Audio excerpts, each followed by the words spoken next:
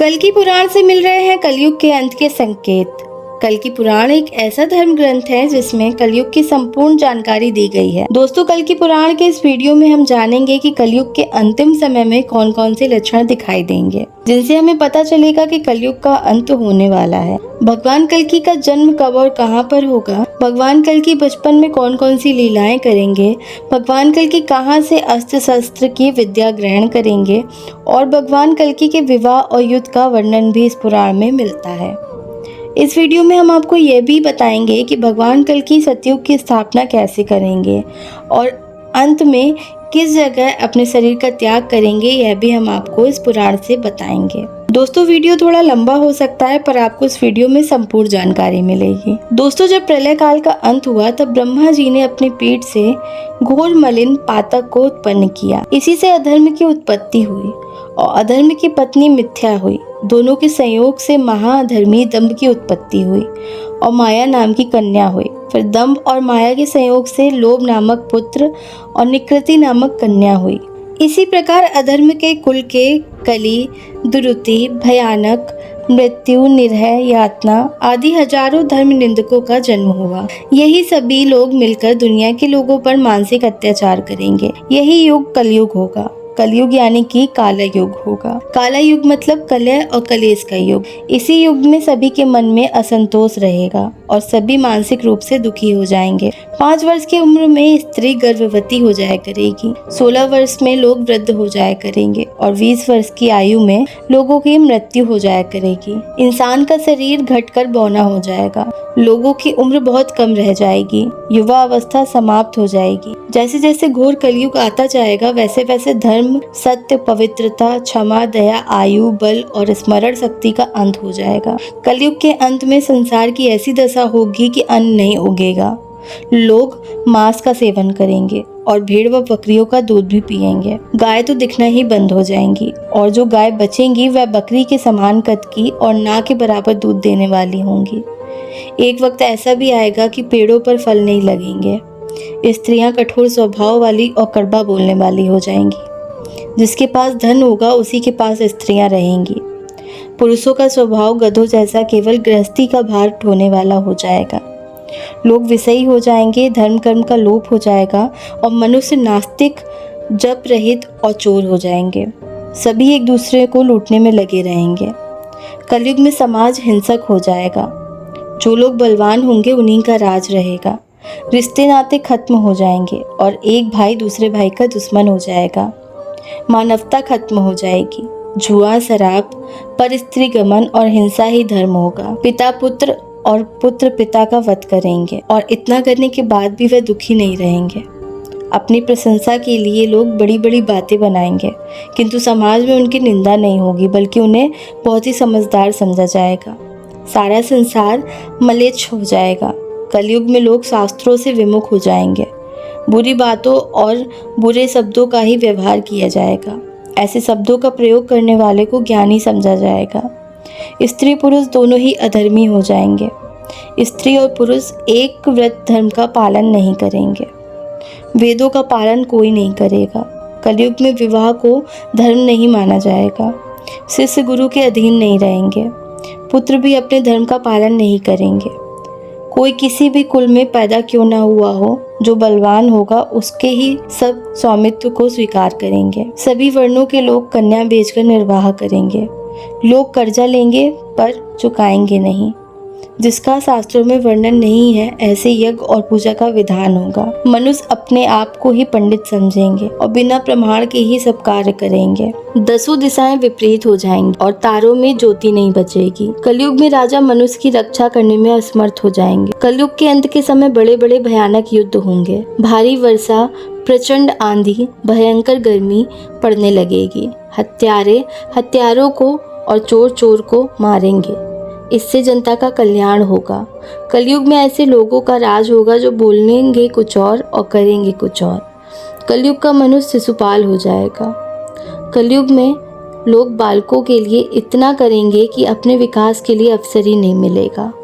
मोह माया में ही घर बर्बाद हो जाएंगे।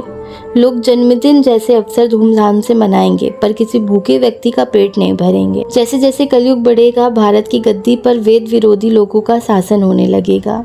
ऐसे लोग ईश्वर और धर्म ग्रंथों के प्रमाण मांगेंगे। ऐसे लोग राजा के भेष में मलेच्छ होंगे। इनकी उम्र बहुत कम होगी। संत जन दुखी होंगे और अपने धर्म को छोड़कर लोग दूसरे धर्म का आसरा लेंगे। देवताओं का अपमान होगा, जिससे उनका आशीर्वाद भी लोगों को नहीं मिलेगा। पृथ्वी पर मलेच्छों का राज का विस्तार हो जाएगा। इस प्रकार कलयुग में चारों ओर हाहाकार होगा, जिससे लोग दुखी होकर ब्रह्मा जी के पास जाएंगे। तब ब्रह्मा जी बोलेंगे कि इन सभी राक्षसों का अंत तो केवल श्रीहरि ही कर सकते हैं। और तब सभी देवता ब्रह्मा जी के साथ भगवान विष्णु के पास जाएंगे और उनसे विनती करेंगे कि पृथ्वी पर सभी वैदिक कर्मों का लोप हो गया है। दुनिया के लोगों को कली ने पीड़ित कर रखा है और अपना गुलाम बना लिया है। तब भगवान विष्णु बोलेंगे कि अभी आप लोग जाओ, मैं जल्द ही पृथ्वी पर अवतार लेकर मनुष्यों का कल्याण करूँगा और मेरे साथ सभी देवी देवताओं को भी जन्म लेना होगा। इसके बाद भगवान कल्कि संभल नामक ग्राम में वैशाख की द्वादशी के दिन अवतार लेंगे। उनकी माता का नाम सुमति होगा। जब भगवान जन्म लेंगे तब उनकी 4 भुजाएं होंगी। तब ब्रह्मा जी वायुदेव को कहेंगे कि भगवान से जाकर कहो कि आपके चतुर्भुज रूप के दर्शन तो देवताओं को भी दुर्लभ हैं। अतः हे नाथ, आप इस चतुर्भुज रूप को छोड़कर मनुष्य रूप बनाएं। तब वायुदेव द्वारा यह संदेश पाकर श्री हरि 2 भुजा वाले मनुष्य रूप को धारण करेंगे। भगवान का यह रूप देखकर उनके माता पिता अचंभित रह जाएंगे, लेकिन भगवान की मायावश उनको लगेगा कि शायद हमने भ्रमवश ऐसा देखा होगा। इसके बाद भगवान कल्कि के पिता उनके नामकरण के लिए ऋग्वेद, सामवेद, यजुर्वेद के बड़े बड़े ज्ञानियों को बुलाएंगे। इस समय धरती पर जितने भी चिरंजीवी जैसे परशुराम, वेद व्यास, कृपाचार्य, श्री सुखदेव जी, अश्वत्थामा भगवान कल्कि के बाल रूप के दर्शन करने भिक्षुक का भेष भरकर आएंगे और समझ जाएंगे कि अब पृथ्वी पर पाप का राज जल्दी समाप्त होने वाला है। भगवान का नाम कल्कि रखकर सभी मुनीश्वर वहां से चले जाएंगे। माता सुमति द्वारा भगवान का लालन पालन करते हुए भगवान कल्कि शुक्ल पक्ष चंद्रमा के समान प्रतिदिन वृद्धि को प्राप्त होते जाएंगे। भगवान कल्कि के 3 बड़े भाई भी होंगे, कवि, प्राज्ञ और सुमंत्रक, जिनका नाम होगा। भगवान कल्कि के 3 अंश अवतार उनसे पहले ही जन्म ले चुके होंगे, जिनका नाम होगा गागर, भगरे और विशाख। एक दिन भगवान कल्कि के पिता उनको बताएंगे कि एक कली नाम के दैत्य ने चारों ओर हाहाकार मचा रखा है। उसके डर से बहुत लोग जंगलों में कंदमूल खाकर जीवन यापन कर रहे हैं और धर्म कर्म का संसार में नाश हो चुका है। संसार की दशा बहुत ही दयनीय हो गई है। पाप, अधर्म, अन्याय और अत्याचार बहुत ज्यादा बढ़ गया है। पिता के यह शब्द सुनकर भगवान कल्कि बहुत ही दुखी हो जाएंगे और फिर वह अपने पिता से बोलेंगे कि आप चिंता मत करिए, मैं आज ही उस कली के अंत का निश्चय करता हूँ। जिसके बाद बहुत सारे ज्ञानी जन भगवान कल्कि का उपनयन संस्कार करते हैं। जिसके बाद भगवान कल्कि शिक्षा ग्रहण करने के लिए गुरुकुल के लिए निकल जाएंगे। भगवान कल्कि को शिक्षा के लिए जाते देखकर महेंद्र पर्वत निवासी भगवान परशुराम उन्हें अपने आश्रम ले जाएंगे और बोलेंगे कि मैं भृगुवंश में उत्पन्न महर्षि जमदग्नि पुत्र धनुर्वेद विद्या जानने वाला परशुराम हूँ। और वह अपना संपूर्ण परिचय देंगे और वह भगवान कल्कि को बोलेंगे कि तुम मुझे अपना गुरु मानो, मैं तुम्हें हर अस्त्र शस्त्र की शिक्षा दूंगा। तुम यहाँ महेंद्र पर्वत पर समस्त धर्म शास्त्रों और वेदों का ज्ञान प्राप्त करो। अपने गुरु परशुराम की सभी बात मानते हुए भगवान कल्कि धीरे धीरे अपनी सभी 64 कलाओं और अस्त्र शस्त्र का ज्ञान ग्रहण करेंगे। जब उनकी शिक्षा पूर्ण हो जाएगी तब वह उनसे अपने गुरु से गुरु दक्षिणा के बारे में पूछेंगे। तब परशुराम गुरु दक्षिणा में कलयुग का अंत मांगेंगे और सतयुग के प्रारंभ करने का आदेश देंगे, ताकि हम लोग ध्यान और पूजन का कार्य आसानी से कर सकें। यही हमारी सबसे बड़ी गुरु दक्षिणा होगी। इसके बाद भगवान कल्कि शिव जी की पूजा और आराधना शुरू करेंगे। उनकी पूजा से प्रसन्न होकर भगवान शिव उन्हें गरुड़ के समान उड़ने वाला, अपना रूप बदलने वाला और तेज गति से चलने वाला देवदत्त नामक घोड़ा और एक तोता प्रदान करेंगे। उसी के साथ ही एक चमचमाती हुई पृथ्वी के भार को सहन करने वाली रत्न सुरु नामक तलवार प्रदान करेंगे एवं कहेंगे कि तुम सभी प्रकार के भूतों पर विजय प्राप्त करोगे।